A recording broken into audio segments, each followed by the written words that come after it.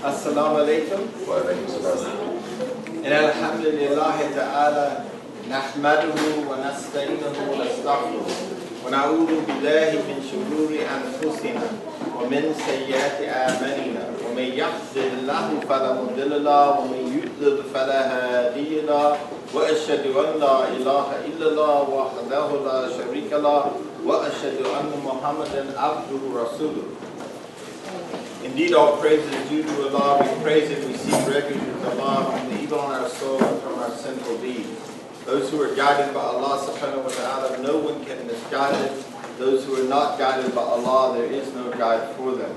I bear witness that there is no God, there is no deity worthy of worship except Allah subhanahu wa ta'ala, and that Muhammad sallallahu alayhi wa sallam is his servant and messenger.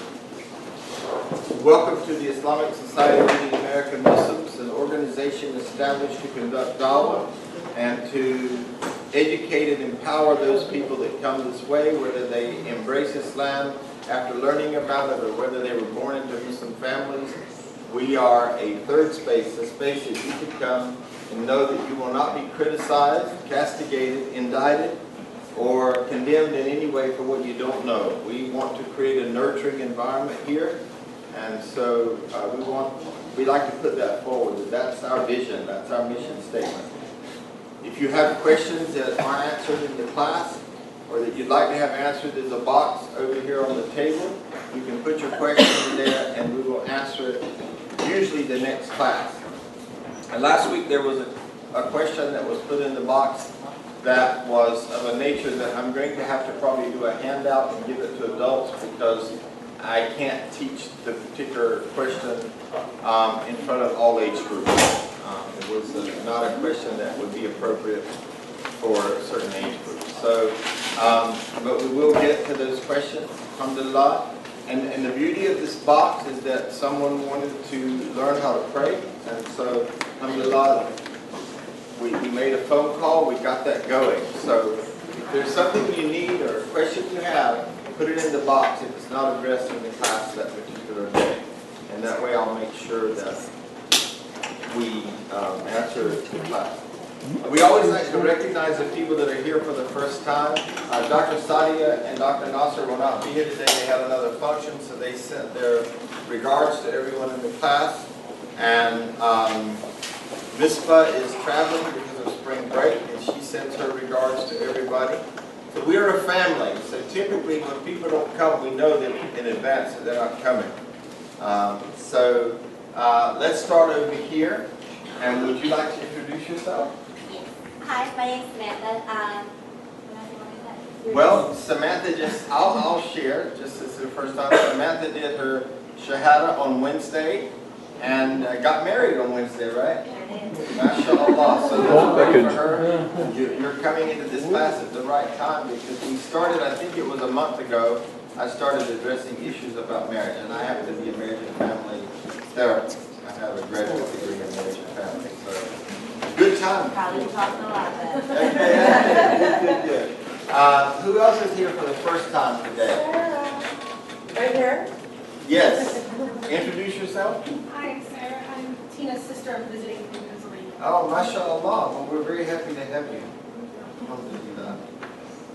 Anybody else? I don't want to leave anybody out. Anybody else here? Yes. These young men and their father are here for the first time.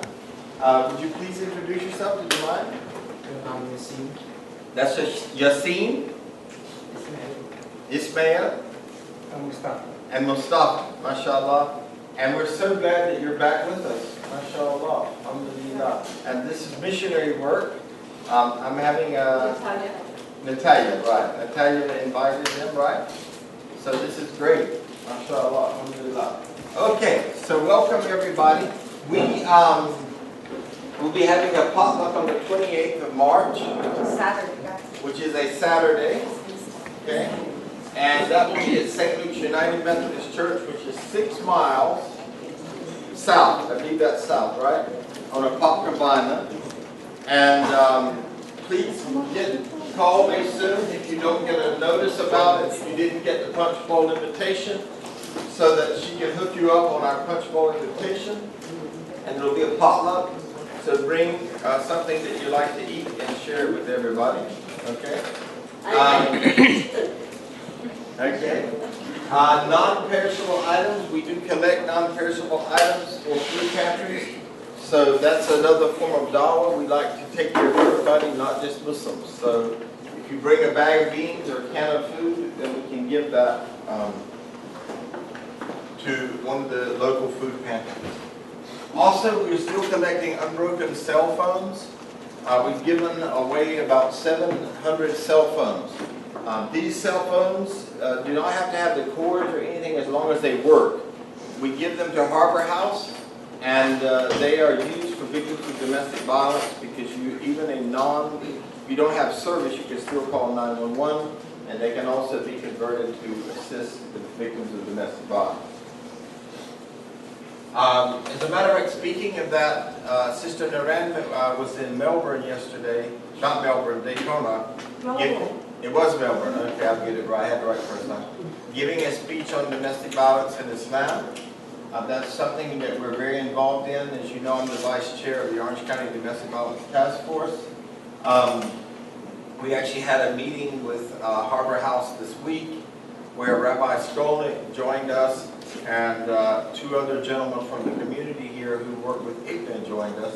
We're trying to build up our involvement in domestic violence. And when I say our involvement for advocacy against domestic violence, very important. Empty ink and toner cartridges. If you change your ink cartridge or toner in your printer, please bring us the old one because we turn that in to Staples, and Staples gives us a little check at the end of the month for those, and that helps us for our office supplies. And I don't really quite know what's going on, except I guess we're sharing coupons, is that right? What's happening with the coupons is, that's how I use the coupons like for our potlucks to help buy some extra foods and snacks and things that we bring here. And whatever we don't use, I send them off to the military families so that they can use them. Because even if it's expired, they use them for 6 more months. They're granted that privilege. So, we're not only helping us, but we're also helping our next door neighbor. Very good. Wonderful. Okay. So today we're going to talk about the social advantages of marriage. Now last week we looked at 9 attributes to look for in a spouse. All right?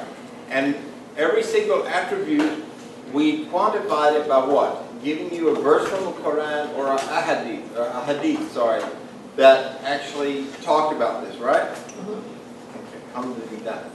So today we're going to talk about the advantages of marriage. But before I even get into this, what do you think are some of the advantages of marriage? Lots of advantages.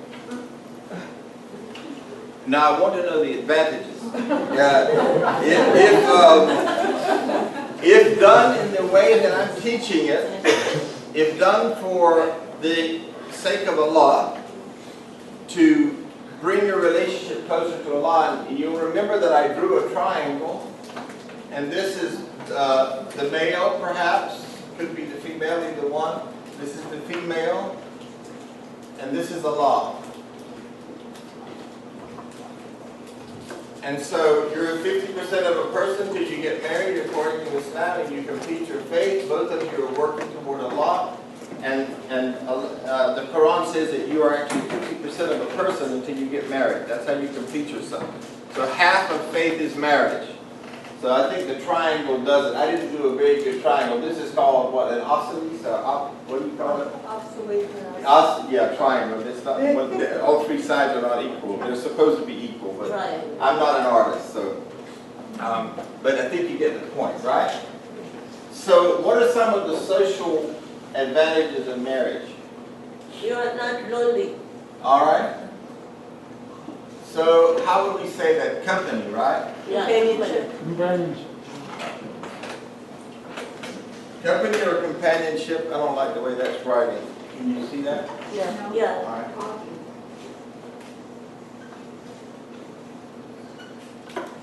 What else? And have natural phenomena. Natural phenomena? Yes. Okay. What's that? So that would be called legal relationships, right? Yeah, yeah. Yes, okay. I can. All right, trust my mommy to embarrass me now.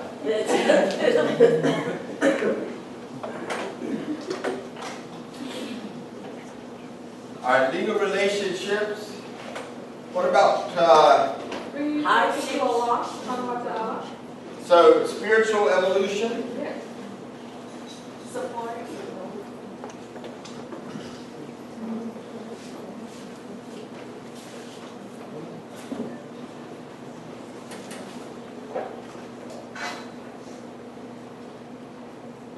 All right, I'm going to name one. What about a different status in the community? Yes. Yes, because it's a more responsible status. You see, as a single person, I can be rather irresponsible. But when I get married, I've got a responsibility, particularly with children come along. So elevated responsibility, I'm just going to put responsibility. Yeah, that is better. Would that fall in under growth? Say that again? Would that fall under growth? Yes, that's definitely growth. Financial. Spiritual evolution, so I think that's another kind of growth though. I think I would call that maturity.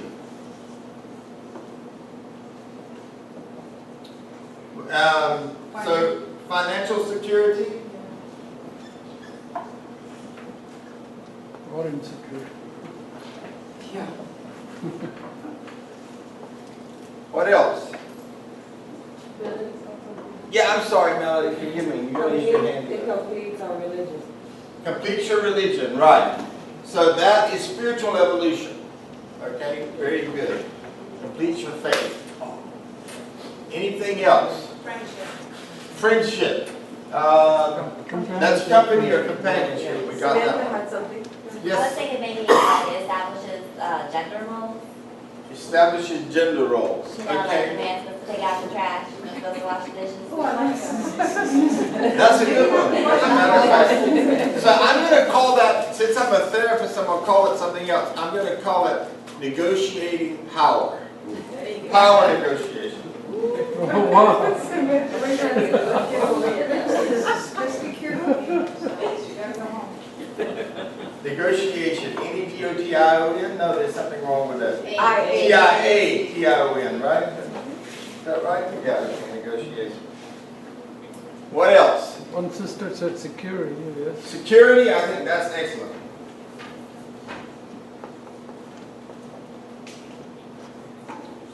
So What about Physical needs. What about health? physical needs? Physical needs, legal relationships. Yeah. That's what Mommy was saying. She used some other words, but I got picked up what she meant. Natural phenomenon. Yeah, natural phenomenon she called it. Oh, okay. In other words, that's called legal relationships. Health. Actually, Kathy, that's a very good one because let's talk about that. I'm not happy with my markers today. No, they dry out fast, brother, regardless. If they're brand new. I like colors too. So health. I know you all guys can read all my writing, right? It's so beautiful and everything. Health in more ways than one, because what we know as marital therapists is that when a couple are not happy, they have a lot of disease in the home. They're actually, you can predict the health of a person based on their relationships. Dr. John and Dr. Julie Gottman have done a lot of work in this area. Gosh, I hope that doesn't, it's not indicative. I was going to say, wait a minute. Well, not in all cases, you know, there's other reasons, like, I don't think a relationship is going to bring cancer on. I don't think a relationship is going to bring on a stroke. Of course it could, if your blood pressure went up, but not a hemorrhagic stroke. So, yeah. Let's think about health also in terms of STDs. People in the non-spiritual realm, that live in the non-spiritual realm, we have a community here in Florida called the Villages. Villages is a retirement community. They have the highest rates of STDs in the country. Wow. What is it? Really? Sexually transmitted diseases. Oh, Is that right? Okay. Yeah. Now, let me tell you what the problem is. They think, well, I've hit menopause, so I can't get pregnant anymore. I don't have to worry about anything. Well, there's a whole lot to worry about out there. A whole lot to worry about. So health. how about having children? Children. Very good. So we'll put that as a number 11. Children. What else? Someone to help act as your moral compass when you can't. So I'm going to call that moral support. Is that all right? I call that?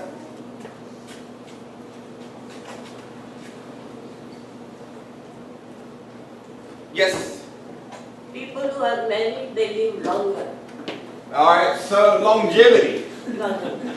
So I have to put that over here. But they can be unhealthy too, if relations are not good.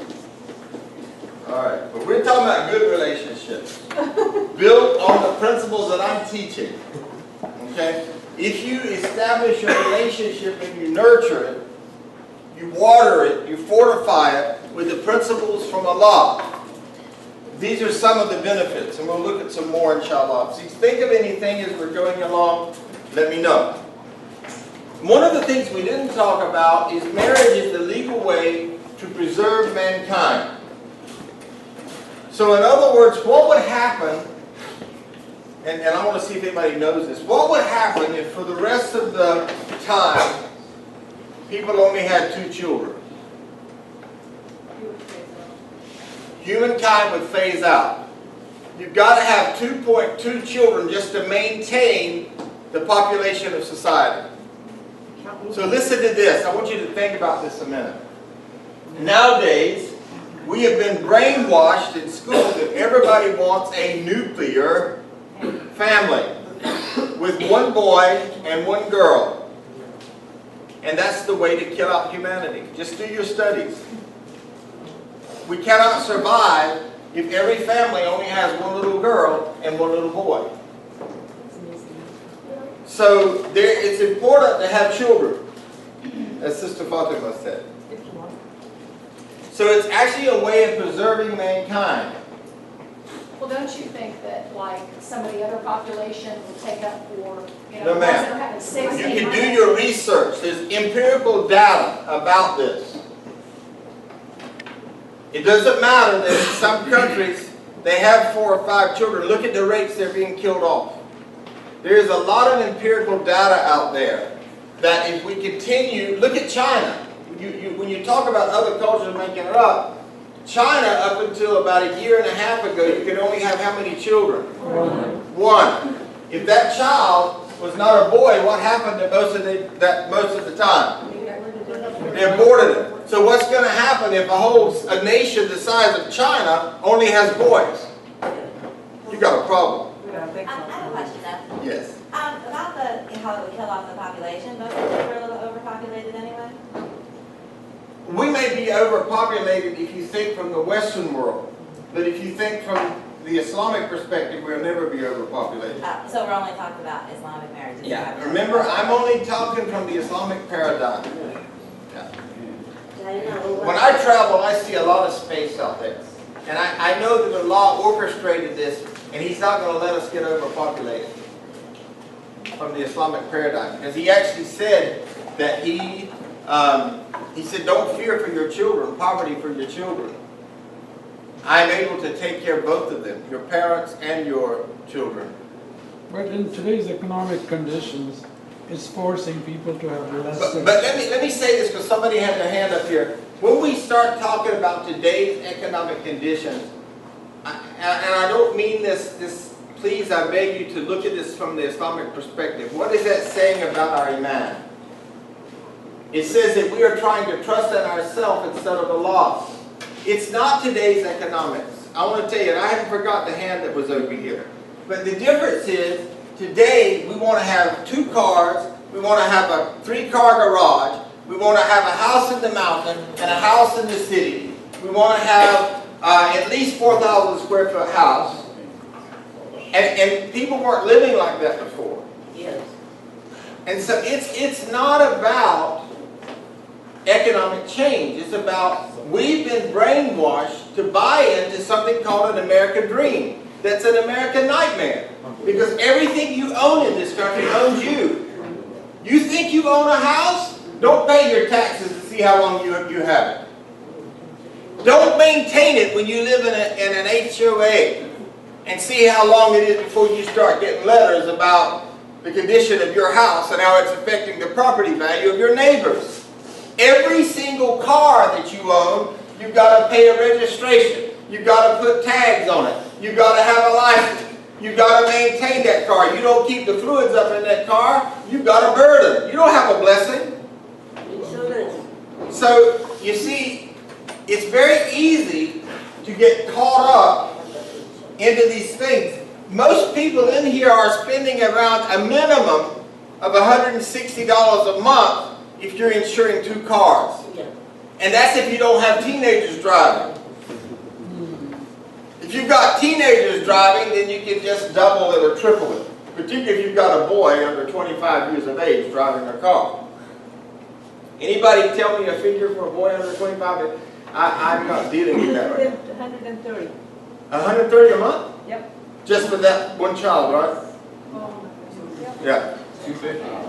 And then 250 for another one over here. Now let me tell you something. Let them get their first ticket and how much does it go up? So you see, we have a different lifestyle that demands a lot from us, and we sometimes get that mixed up with what Allah called us to. If we choose a simplistic life, and we are not slaves to the things of the world, but we are slaves to Allah, I think we will see it differently. Allahu Akbar. Somebody had a question. Yes, brother. Thank you for your patience. About the rice growth, there was a study that was done in Europe, and they noticed that the nations that had less than 2.2 growth, their race was diminishing. Like the Italians, the French, the Spanish, and then there was Christian groups that they released warnings that Muslims are taking over growth because Muslims are producing higher rates than 2.2, but the rest of the races they're producing less. China actually changed their law and said, well, listen, now we want you to have 2 children. So when you have Christians saying, listen, start producing again. Yeah. I mean, that's a big deal. Yes, brother. There's a video out on YouTube regarding that same matter. Yeah. It's unbelievable. You know, and you know, if you add to that,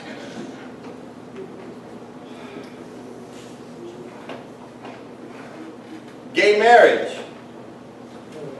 another union whereby there will be no children.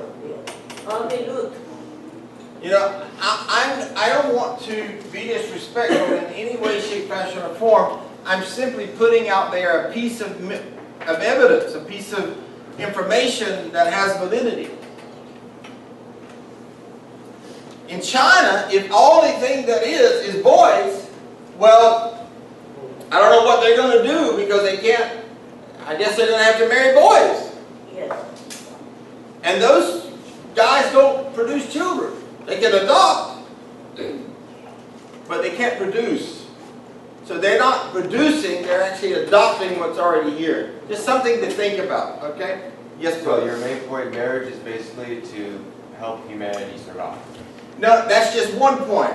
There were 13 reasons that we put up here, and I picked up on starting back with the importance of preserving humanity. And marriage is the legal way, according to Allah, to preserve humanity. Do you know which chapter, which surah it comes from? Is it mentioned in the Quran or Hadith? I've already mentioned it in the class some time ago, but it says, don't fear for your children, and basically it's addressing the issue of not being afraid to have too many children because of economic struggle. Does anybody remember where it comes from? I had it on the board a couple of weeks ago, but it doesn't come to me right now. All right. The second thing that it does is it preserves kinship ties. This is something we didn't put on the board. Contrary to zina, marriage preserves and reserves kinship ties. It establishes the paternal relationship between the children and their parents, giving all a feeling of dignity and self-esteem. This strengthens the feelings of love and care within the society. Now, I want to talk about this because Islam is a collective ideology, a collective paradigm. In other words, in Islam, you still see people taking in their parents when they get old, or making sure that they're taken care of. You see extended families more in the Islamic paradigm than you do in many other paradigms. Now, as a matter of fact, as you know, I've been a Muslim in June 30 years. My mother is from a Christian paradigm. And from the time I was a child, she said, "You will never take care of me. If I have to give every dime I've got, I will not have you taking care of me." Meanwhile, she said I was the best nurse she ever had when she had her back surgery. But it's because she spent 7 years taking care of her family, her father, when he had a stroke, and she lost her marriage.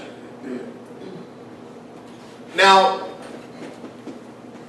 there's a lot of factors involved in that, but the extended family, we have a lot of empirical evidence about how the extended family can actually help children, can also hurt children. I've seen a lot of horrible situations where mother-in-laws usurp their power and the children were the brunt of the problem. The daughter-in-law and the children, may Allah help them. But let's look at this collectivist idea. I want you to look at something here. When we think in the Western way of it's all about me, you see, do you remember when we talked about getting married before, we talked about the khitbah, the courtship? You see, there's something beautiful about that, because if I have been a good shepherd to my family, and I'm not sure what that means, but if I've been a good shepherd to my family and I have a relationship of trust with my daughters, and they come to me and say, "Dad, I'm real interested," and I'm going to pick on Ibrahim for a minute because he's young and not married. Hint, hint, hint. And so they say, I really like Ibrahim. So then I say, okay. So I invite Ibrahim to my house and we can have dinner, and I can tell him, look, you know, I think you might be interested. But let's say Ibrahim was a naughty fellow in the community. Bad boy. So I'll say to them, that's not in your best interest, because I don't want any trash brought into my family. You see, Islamically, we look at it as a family ordeal when somebody gets married. It's not about you. But that's changing, people. That is changing in the Muslim Ummah. And those of us who are real familiar with the community know what I'm talking about. But that's what, it's really a spiritual community, a spiritual family. You want to coach your children into bringing something beautiful into your family. I don't want my daughter to bring something. He's going to be my son-in-law. He's going to be in my house. I don't want them to bring somebody in my family that's going to beat them or that's going to use bad language around my grandchildren, because I've tried to build a good family.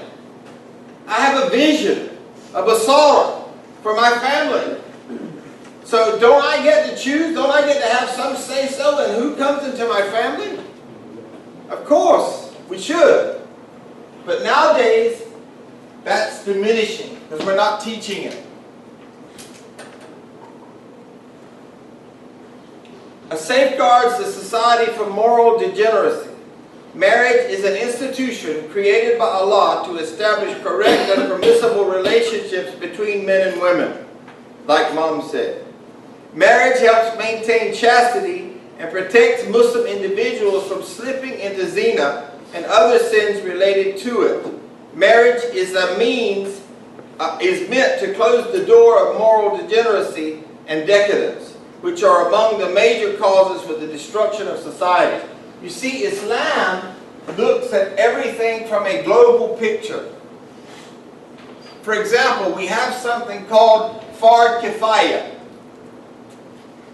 Can anyone tell me what the root, the sort of impetus of Fard Kifaya means? It means for the good of the whole group. So for example, when somebody dies in the community, someone does the Janazah Ghusl, which is the wash that is done for the dead body. And that person actually creates the blessing for the whole community. And there are many Fard Kifaya. How would I say that plural, brother? Fard? Fard Kifaya. Plural? Yes. Furud. Furud. Furud Kifaya? Okay. So there are many Furud Kifaya. Things that we have to do, that we are obliged to do, and when one person in the community or 2 or 3 people do it, like typically anywhere from 3 to 6 people will wash their body, the whole community gets blessed for it. So even visiting someone who's sick in the hospital who happens to be far away from other people in the community, we still... That's a Fard Kifaya, exactly. So you're saying we get the same blessings as the person who visits who does the washing of the... You don't get the same blessing, but you get blessed because it's being done. So for example, let's look at the Fard Kifaya sort of idea. What was the term used to wash the Janazah means funeral. Ghusl means shower or washing. Say it together. Janazah Ghusl. Janazah Ghusl. Yes. So in other words, in America, when someone dies, they take them, the funeral home picks them up from the hospital or the morgue, and they embalm them. That's Arabic? No, that's what Americans do. What The name, Islam does... the word, is that Arabic or? That is Arabic. Okay. Janazah Ghusl is Arabic. What Islam does is we pick up the body and we do not embalm the body, we wash the body. And we shroud the body. We do it. Members of the community do it. Or family members when I had to... Or family members, yes. When I had to, a couple of months ago, one of my second cousins passed away, and we had to make his Janazah Ghusl inside the funeral home. And, you know, it's very peaceful. As a matter of fact, the beauty of what Ibrahim is sharing, just to show you how collective Islam is, according to fiqh, do you know who is supposed to do my janazah? Actually? Your wife? Your wife? My wife. Yeah. Your wife. My wife is to give me my last washing. Now, in terms of my janazah salat, my son. Or if my father lived longer than me, my father. But what if your wife died? Who gives her the... Well, if my wife dies, I would lead her prayer. No, who will give her the blessing? I would. Oh, you would? Yes. Oh, okay. Yeah. So the point I'm making is, you see, in Islam, for funeral prayers and connected community issues, we don't actually have to have a so-called community imam. Do you understand what I'm saying? Because the imam is the prayer leader. Do you understand the context that I'm coming from? This is the collectiveness of this great faith of ours. We marry them, we bury them, we wash them. It's all collective, and it's so beautiful. We don't put them out to dry and somebody else does it. Ibrahim. Why is this the first time I'm hearing this? Because never before am I hearing that the wife or the husband gets to do the Janazah Ghusl to the spouse. Yeah. Because I don't know why you're not hearing it, but you can read Fiqh al-Sunnah as a proof. That's one of the classical proofs. You can read Reliance of the Traveler. That's also a classical proof. You can read Budayat al-Mujtahid. That's also a classical proof. Because all my life I've been taught that only obviously men can do the Janazah Ghusl on a male who has passed away, or a female and women can only do janazah ghusl on the female who passed away. The husband can do the ghusl on his wife with some help of women, Yes. and the wife can do the ghusl on her husband with the help of men. But I got something to say about that. Who knows my body better than my husband? That's true. And that's who I would want to be as foot. Yes, Sister Brother, who Melanie. would watch someone who's not married then? The mother? Usually the mother or the father. Now, Yes. obviously, if my daughter was to die, one of my daughters, Naran would wash them.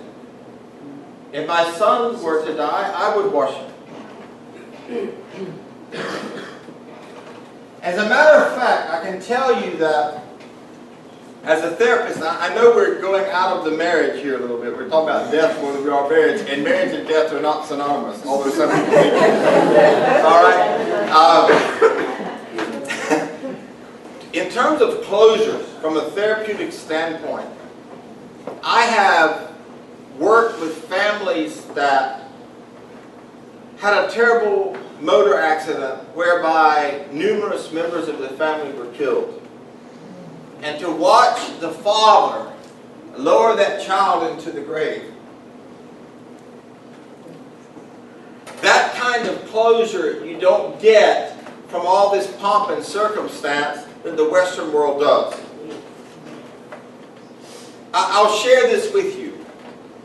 When my beloved grandfather and grandmother died, a member of my family said to the mortician, "We want the most expensive casket that you have available." And it was all about show.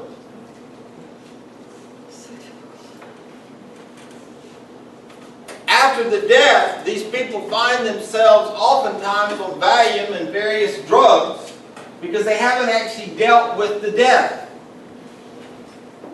They dealt with the show. What kind of casket spray are we going to have?